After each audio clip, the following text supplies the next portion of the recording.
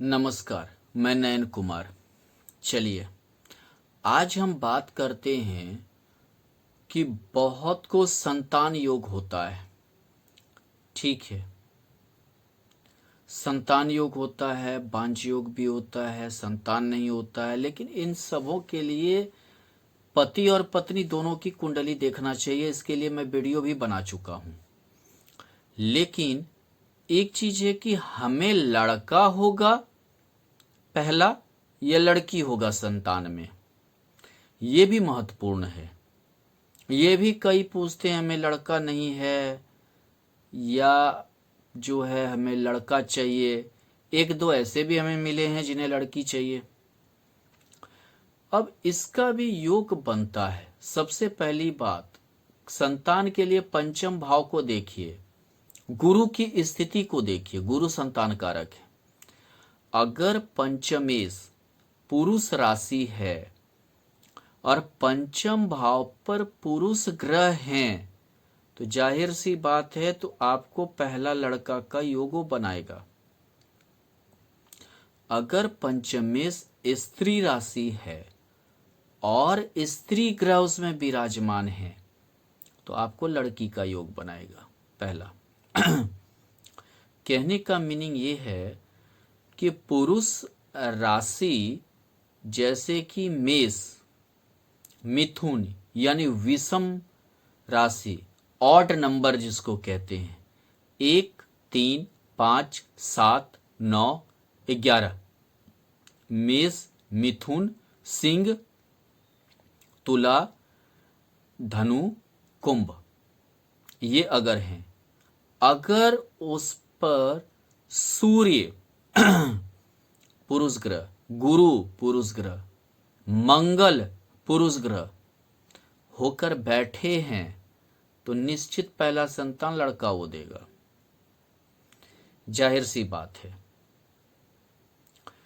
खास करके स्त्री के कुंडली में ऐसा है तो, या दृष्टि भी है तो देगा।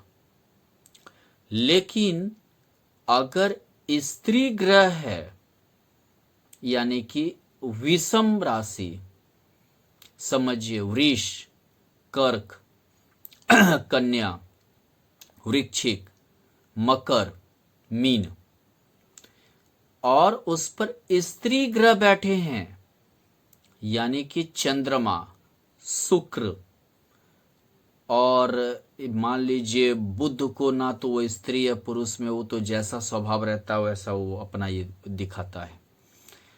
चंद्रमा हुआ, शुक्र हुआ, ये सब अगर बैठे हैं तो निश्चित है कि पहला आपको स्त्री देगा। अगर दृष्टि भी है तो लड़की देगा। एक इसमें संकोच भी होता है। चलिए, अब मान लीजिए पुरुष ग्रह है, स्त्री राशि है, और स्त्री ग्रह की जो है राशि उसमें बैठा है, इस पुरुष ग्रह है, स्त्री राशि है, मान लीजिए कन्या का में गुरु बैठ गया। अब आपको क्या देगा? तब आप महादशा अंतरदशा की ओर देखिए। अगर महादशा अंतरदशा सही पुरुष ग्रह में चल रहा है तो जो है तब आपको पुरुष का योग बनाएगा या कन्या का योग बनाएगा अगर स्त्री है तो।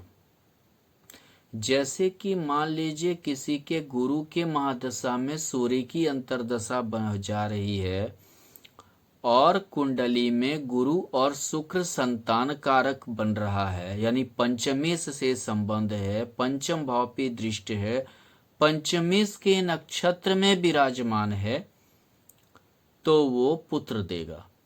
चाहे वो पंचमेश स्त्री राशि ही क्यों नहीं है, उससे कोई फर्क नहीं पड़ता है।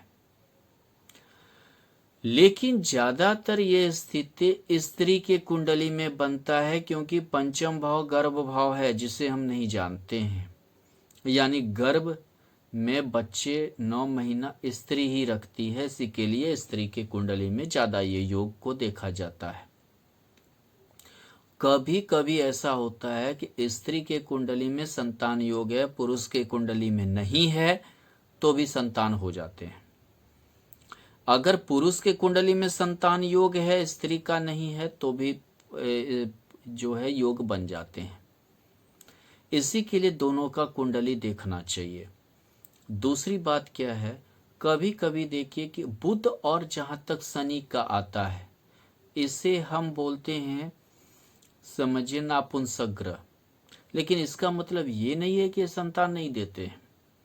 शनि लेट से संतान देगा अगर पंचम से संबंध रहा, पंचम भाव में रहा, लेकिन वो स्त्री संतान देगा। पहले शनि सामाजिक भार देता है, और स्त्री को हम लोग सामाजिक भार कहते हैं, अगर मानिए तो कई इस मतलब कि लड़की आप देखी होइएगा, किसी किसी को 3-4 लड़की है, तो ऐसे में शनि का योगदान ज्यादा रहता है।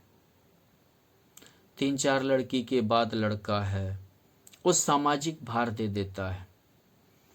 दूसरी चीज, शनि लेट करवाता है। शादी के 2-4-5 साल बाद बहुत को संतान होता है।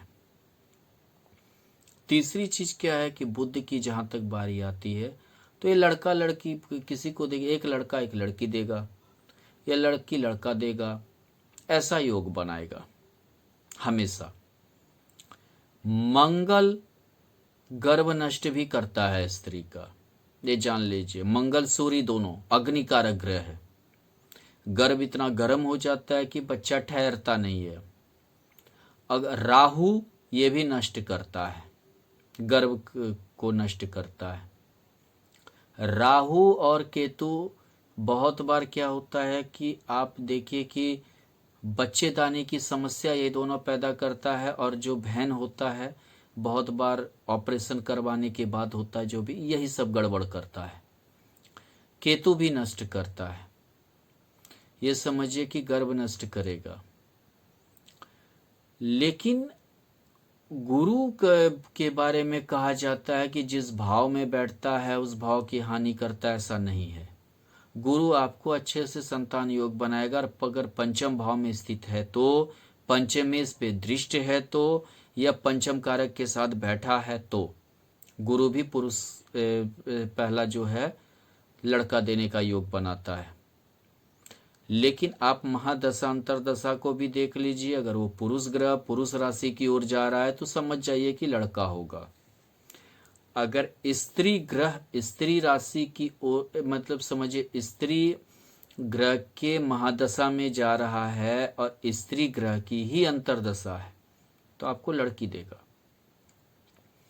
अगर मान लीजिए कि पुरुष ग्रह की महादशा है, स्त्री ग्रह की अंतरदशा है, तो ये देखिए कि महादशा ज्यादा बलवान है कुंडली में कि अंतरदशा ज्यादा बलवान है, उस अनुसार से वो आपको संतान देगा, ये जान लीजिए।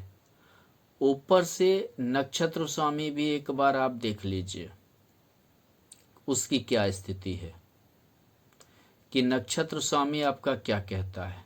बाकी आप सप्तमांश कुंडली भी एक बार अगर देख लें, वो आपके पंचम भाव में क्या स्थिति को बनाता है, या लग्न कुंडली के अनुसार सप्तमांश कुंडली को देखिए तो पंचम भाव कहाँ स्थित है, कि उसकी क्या दशा दिशा है, वो भी आपको बताएगा कि आपको लड़का होगा पहले या लड़की होगी।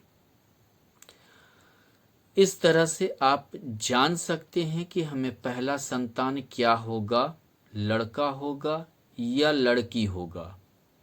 दूसरी चीज कि पंचम भाव आपका जितना बलवान होगा, पंचमी से जितना बलवान होगा, वो आपको ये बताएगा कि आपको कितना सुख प्राप्त होगा अपने संतान से, ये जान लीजिए। शुभ ग्रह रहेगा तो ज्यादा सुख, पाप ग्रह भी ज्यादा सुख देगा आपको।